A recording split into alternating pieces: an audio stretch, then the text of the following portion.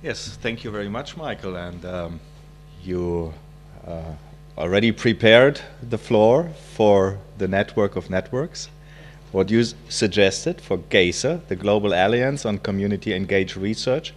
And as you all know, we were quite active before the conference and during the conference to prepare global communique. But we are going to read it now.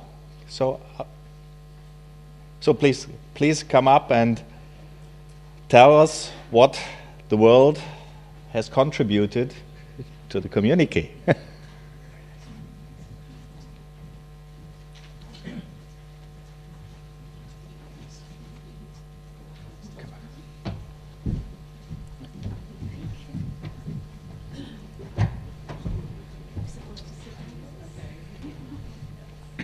So you get a mic there. Yeah.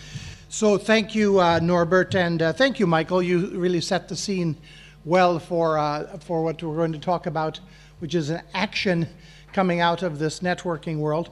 But just before that, in the spirit of the Brisbane conference, although I don't have a picture of a beach, we're holding in Canada. We hold our national network, CU Expo, is holding its next conference June 12 through 15 in one of the most beautiful parts of the world, Western Newfoundland, and you're all cordially invited.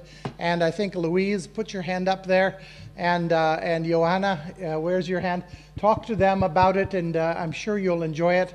We alternate every other year with the Living Knowledge Network, and that's been very, very nice. Also, for those of you who'd like to have some experience kind of on the inside of one of these networks, how they work, we're having a kind of an information and trying to figure ourselves out meeting a GACER at 2 o'clock in that secretariat room. So any of you who are staying on and like to participate, that you'd be very welcome. As Norbert said, one of the things, and as Michael was saying, one of the things that we think is important is trying to get some of these different networks to work together. And one initiative has been under what we call the big tent, the metaphor being a big tent, and any of the networks that would like to come into that big tent are welcome. It's not an organizational space, it's just a space for doing things, and anything that happens in the big tent is owned by everybody. There's no branding that's done. And what we have, and the main purpose of the particular exercise has been to create communiques, some statements of things which among the various, our world, our movement of community university engagement, we think are important. So we released one on strengthening Southern work, work from the global South. We released another one last October looking at a scenario for the future. What if we imagine in 2030 what it would be? During the last week, and many of you have participated here in this conference, many of you who are online, some of you who are perhaps watching this live streaming, have participated through the use of the Parares debate space, which has been moderated by Nicola Buckley. So we've produced a draft, and this is a draft, and we're going to keep the debate, the Parares debate platform open for a week. So if when you hear this, something strikes you as a bit jarring to the ear, or you say, oh, I forgot to add this, there's plenty of time. The easiest thing to do, we're not going to try to edit it as a big group in the final, but if you would like to, you can either give me your comments on a piece of paper, or you can go right to the website, the Parares debate, and put your comment in there, and then we can incorporate that. And at the end of the week, we'll finish it up, polish it up, put it in a nice format, and it will be ready to be released. So we're going to read to you, and I'd like to introduce the reader. Oh, first of all, I'd like to say who are the drafting committee, because all of these ideas that came in, we gave it to a very experienced group. We gave it to Rajesh Tandon. Rajesh, raise your hand. We gave it to Susie, where's Susie?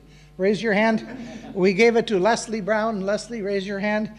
Mike, raise your hand. You're on the drafting committee. And Norbert, there he is. Thank you very much, drafting committee, who were, in spite of all of the dancing last night, were up early and giving comments, and so it was really a pleasure to work with them. For the readers of the, we're going to start. Nicola Buckley. Nicola is the moderator of the Priorities Debate platform. She comes from Cambridge University, from their science shop kind of idea, and she's going to start. It's going to be followed by Michael Osborne, who is the director of one of those other networks, which Mike told us about, Pascal International Observatory, and it's going to be the grand finale will be done by Namrata Jaitli from Priya, one of the other networks. So with no further ado, I call on our readers.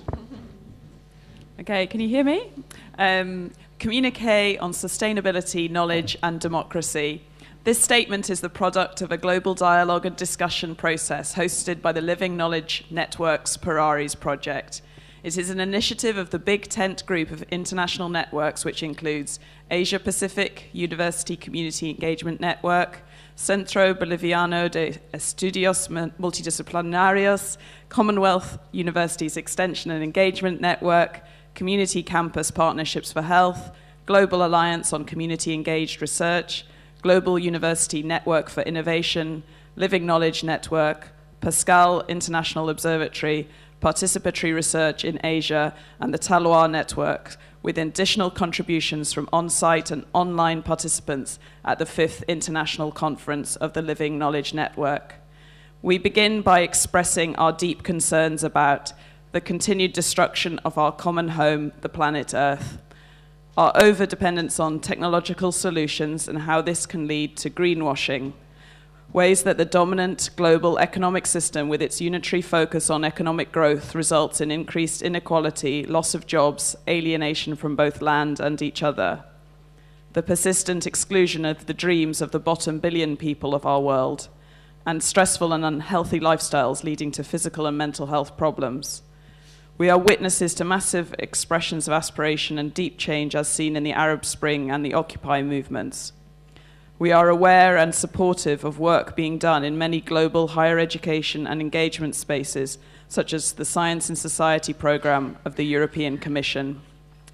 We are also aware that universities are complicit in the creation of our planetary problems, but we also believe that knowing that communities and higher education institutions working together can play a significant role in the attainment of sustainable development.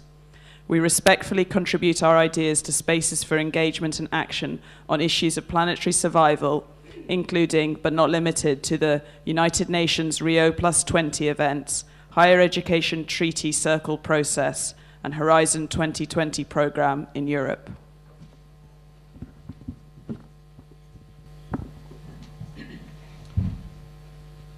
We call for action to, one, challenge existing paradigms, structures and practices by A, recognizing that knowledge and expertise exists outside of the institutions of higher education. Communities and the earth itself are intellectual spaces where knowledge is created. Decolonizing our minds and institutions is one step to acting on this awareness. B, acknowledging that community or civic engagement has to mean more than just people. Community includes the environment or the rest of nature. C, promoting the concept of an ecoversity, whereby higher education institutions themselves are transformed into integrated, holistic communities, and where research, teaching, and action functions are no longer separate.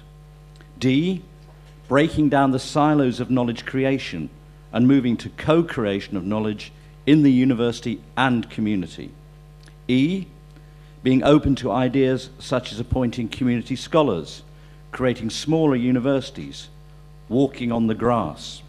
And F, working towards new disciplines for a new world.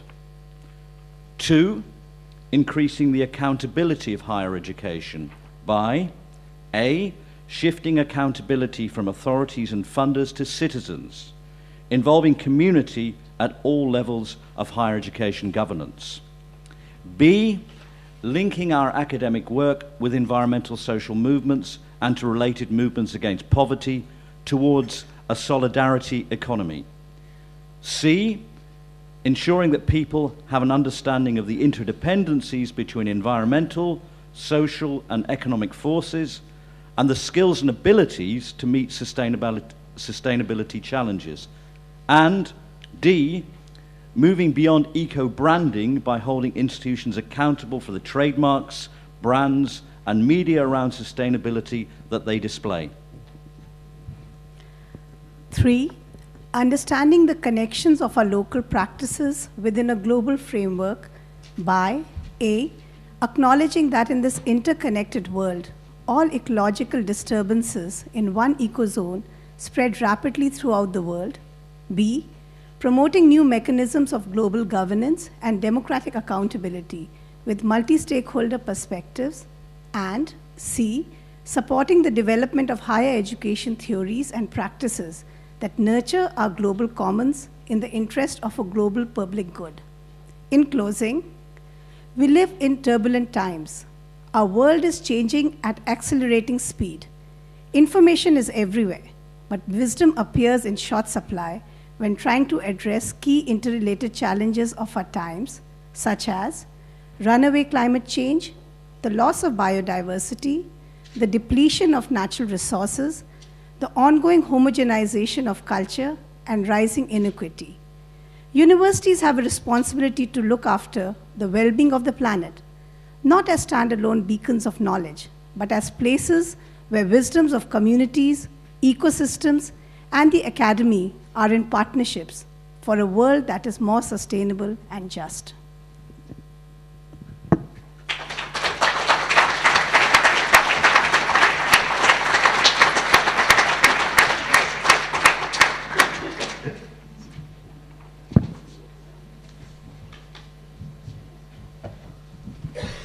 So thank you very much. It was very impressive. And thank you for your hard work you did on this.